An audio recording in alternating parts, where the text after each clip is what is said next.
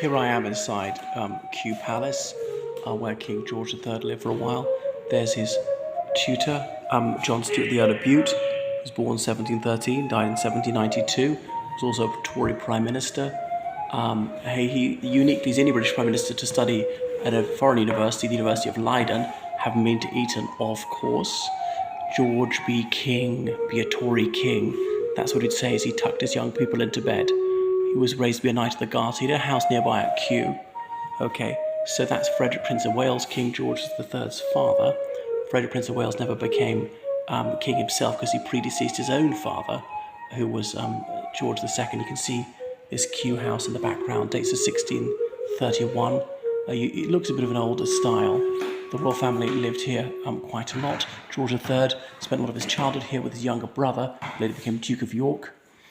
So here's George III is getting married to his good wife, Queen Charlotte. She's from Mecklenburg-Strelitz in northeast Germany. So they got married on the 8th of September 1761 in St. James's Palace. They met for the very first time only hours before they married. And they had a very happy marriage, so happy, in fact, they were blessed with 17 children. And uniquely, he was completely faithful and uxorious. And there is his good wife here. So she is about 17 in this and looking most radiant, rather serious-minded, thought to be a bit short of the grey matter, which is ideal for a Queen consort. Who the black man is in the bottom left-hand corner, we don't know, but it signifies yet against the presence of black people in the United Kingdom, or indeed in the continent, in the 18th century.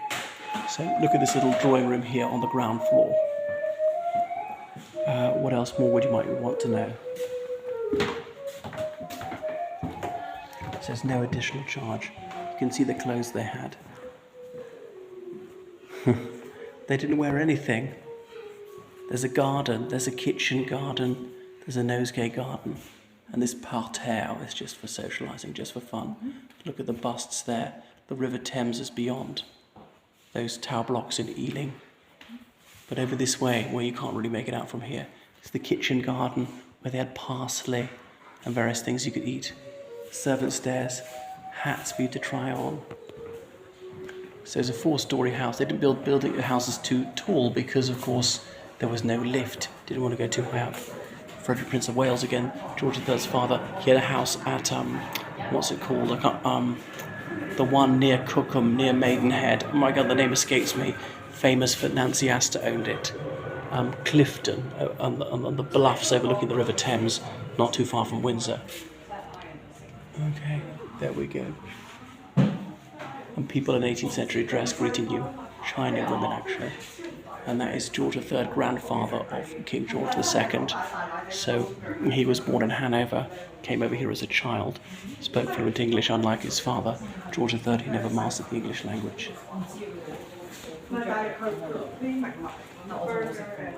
And look at the king's dining room. And it's ill lit, as it would have been in the 18th century.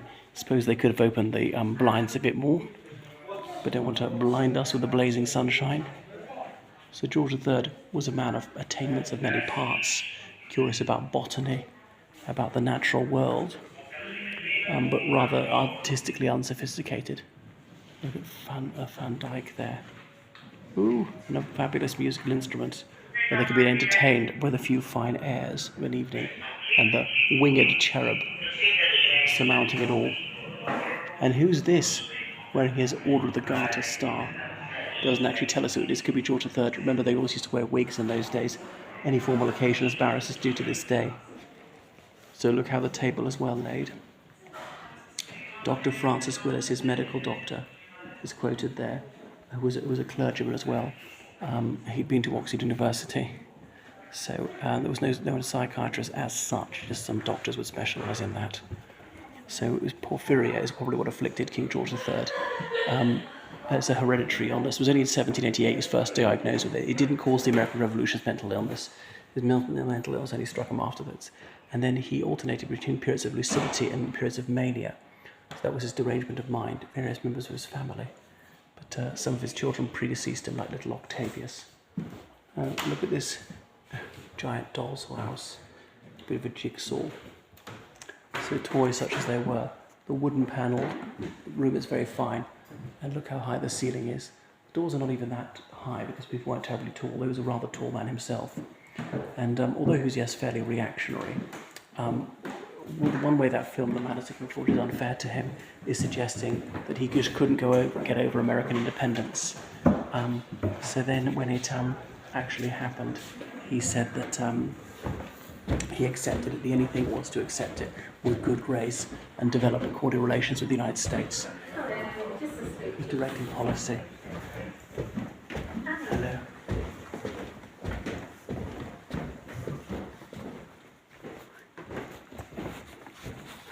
But had the king been more of a reformer, maybe the revolution wouldn't have happened. He refused to accept the olive branch petition from the United States. Well, it wasn't officially the United States, from the 13 colonies, the last attempts to really avert large-scale bloodshed before the war broke out. The boudoir, okay. So Queen Charlotte and the princesses, King George III's wife, and the children came here. Oh, we can't go too close to this. And look at the ceiling, all the artwork in the ceiling.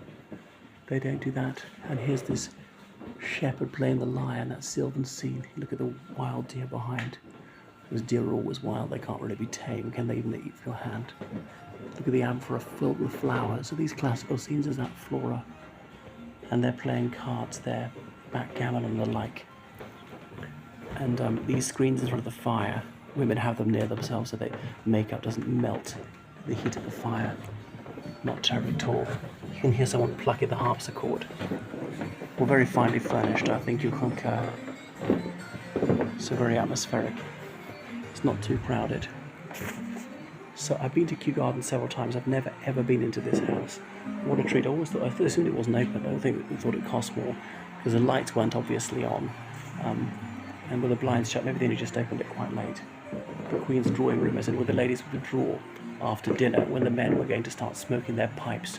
No cigarettes in those days, not till the 1850s were cigarettes invented. And men would have boys talk and the ladies would talk about ladylike things. Okay. And look at all these oil paintings. Don't know who this J.J. Schalk is. I don't think much of this tenebrous scene. It's J.J. Schlach, The Gardens at Kew, 1759.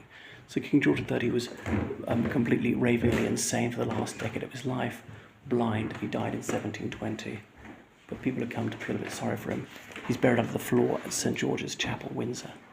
Augusta, that's his mother, Augusta George, is named in his honour. Frederick, Prince of Wales, who died relatively young. Sir William Chambers. Okay. So, anyway, that's enough from the Queen's House at Kew. These tend to be near the Queen's House. It's the smallest royal palace in the United Kingdom. Prime Minister Pitt the Younger became, and Charles James Fox, the famous Whig politician, so Pitt the Younger became Prime Minister age 24, the youngest Prime Minister the UK's ever had. So his mince pie administration, not supposed to last till Christmas, lasted for 18 years. Right, that's enough. So thank you, everybody. Hope you enjoyed your whistle-stop tour of Kew Palace. Goodbye.